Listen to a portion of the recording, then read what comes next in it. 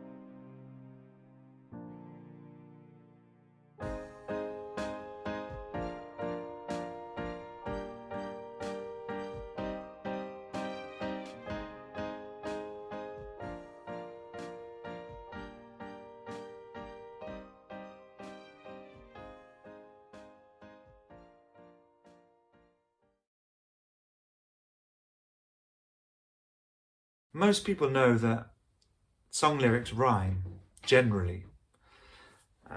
It's what we expect. And this is one of the first big differences between writing for the stage and writing pop songs, in that when you're working in the theatre, there's a tradition of using pure rhymes.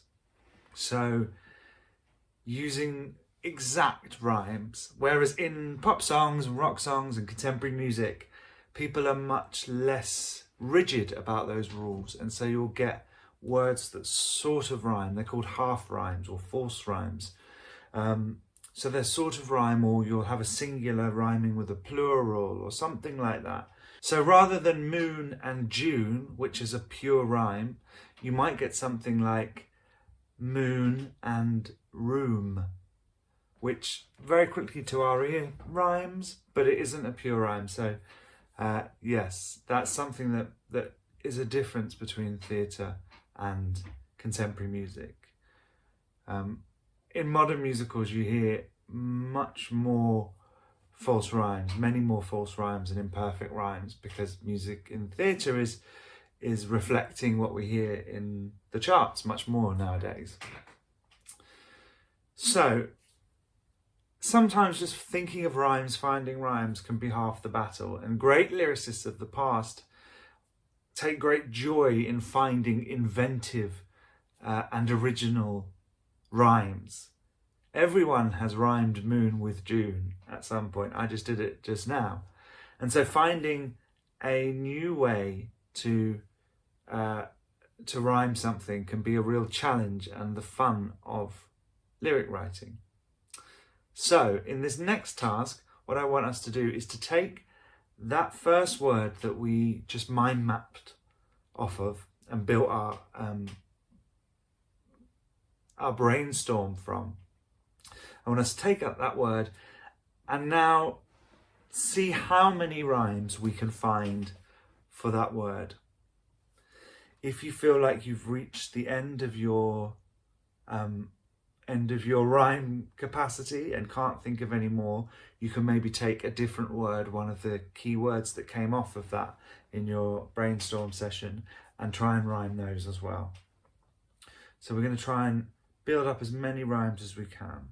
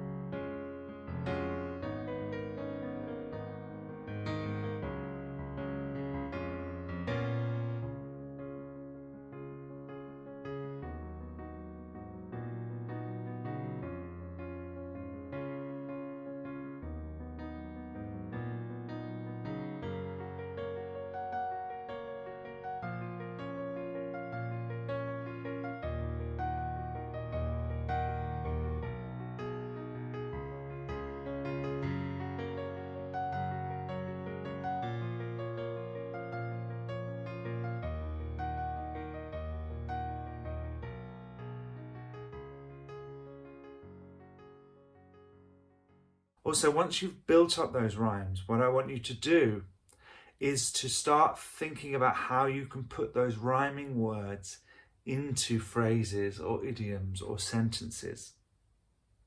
So if, for example, you were rhyming the word hat and you had bat, cat, you might then say the cat in the hat or first out to bat, and use little phrases and expressions that those words fit into, and that starts to help you build up a catalogue of expressions and idioms and imagery and sentences that could help you form the basis of your lyrics.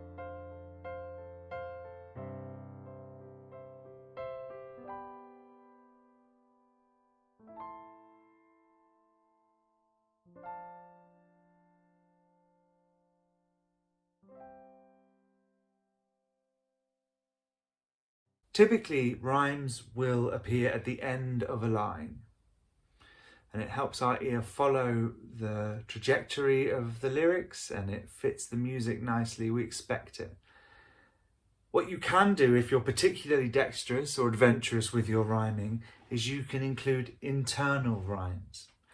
An internal rhyme is a rhyme that occurs within a line. So it doesn't just happen at the end, but it happens inside the line, inside the sentence as well. They can be really clever and really satisfying, but they also draw your attention towards them sometimes. And you notice that rather than the character. So sometimes in musical theatre, you've got to be careful how you use them. In Cole Porter's I Get a Kick Out of You, there's a brilliant 6-part internal rhyme on the lines Flying too high with some guy in the sky is my idea of nothing to do. 6 rhyming I sounds in one line. Brilliant writing. In my short musical Subway, I wanted to rhyme fun words, and so it was a bit of a challenge to rhyme the word Brooklyn, and I really looked at how I could do that. And I didn't want to just rhyme the in, and I didn't want to just rhyme the brook. I wanted to see if I could rhyme the whole word. And I was able to come up with, every night as I race through Brooklyn endlessly, every night through each bend and nook in NYC. I was very proud of that one. One of the ways that we can use rhyme as well is try to be as inventive as possible as we can with it. So we don't just rhyme the end word, but we rhyme a number of syllables together, and we also try and spread those syllables out across different words. This means you're very unlikely as an audience member, as a listener, to know what's coming next. Sometimes a rhyme can be really useful because it helps the listener sort of fill in the gaps, because they can follow the story because they're expecting what's coming, and that's a useful tool. But sometimes you want to surprise them and you want to say something that they're not expecting, and it keeps them alert and stops them from drifting off. There's a brilliant rhyme in Wicked by Stephen Schwartz, the great musical, where he says, "Don't be offended by my frank analysis. Think of it as personality dialysis. Now that I've chosen to become a palicister and advisor." And so what he's done is he's rhymed over words. And that's a really clever way of doing it. It takes a lot of brain power, but maybe have a go. See how you get on. See if you can find rhymes that sort of fill in the middle of a word. It's a real challenge. There's another brilliant rhyme that I love that just fills me with joy when I hear it, which is from Beauty and the Beast, the Disney movie, the lyrics by Howard Ashman. And it's in Gaston's song, and he sings, "As a specimen, yes, I'm intimidating." And just that rhyme of specimen, yes, I'm intimidating is just beautiful. And it's a rhyme that you don't necessarily notice when you hear it, but it just means that the music runs really beautifully because it fits so wonderfully over the lyric, over the music. Now there's a slightly different requirement of lyrics when you're writing for the stage, when you're writing for a story and a narrative and characters, than there is when you're working just with pop songs and with lyrics that can stand alone just as a song. And so today what I want to do is do some exercises with you just to help unlock your creative mind, to get you starting to build up lyrics, to build up ideas of what songs could be about. Okay, so we've now got our collection of words, just a whole range of random words that are associated with our key word. They're going to form the foundation of our song lyric. We've also got some rhymes, and we've started to put those rhymes into some sentences, thinking of some phrases and things like that. So we're starting to build up not just words and images, but also sentences and things in a bit more depth. So we've got all of that. And now what we need to do is think about the structure. So how does the song look structurally? How many lines are in each verse? And what is the rhyme scheme? And so there are a number of different rhyme schemes that you can use, and different songs use different things. Obviously, we think of a rhyming couplet, which is 2 lines where each line rhymes. I'm through with counting sheep. Now I just want to sleep every night. That would be an AA rhyme because they are both the same. If you rhymed the first and third lines and the second and fourth lines, that would be an A-B-A-B rhyme scheme. In my song Standing in the Shadows from Pieces of String, you can hear very clearly that I use an A-A-B-B rhyme scheme for the verse. Just listen to it here. There are shadows all around, on the walls and on the ground, casting darkness where they lay. Why'd you let the shadows stay? You see ground and round and lay and stay. Very clear, simple, pure rhymes on A and B. So here are a selection of rhyme schemes that you could choose.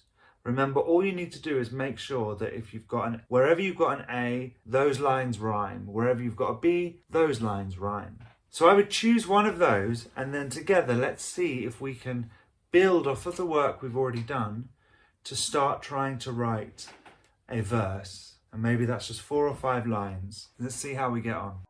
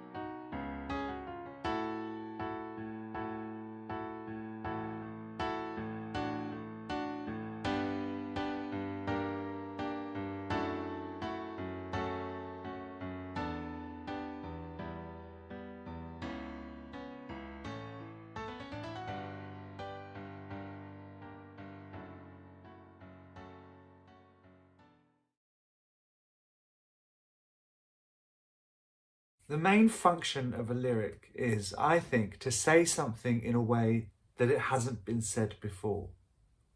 The very best lyrics manage to do that in a way that feel like that phrase, that way of expressing an emotion has always existed. When Stephen Sondheim came up with the phrase, "Everything's coming up roses" for the musical Gypsy, that phrase has now entered our vocabulary, but it feels like it was always there. It's astonishing to learn that he created that. That's a lyric he invented.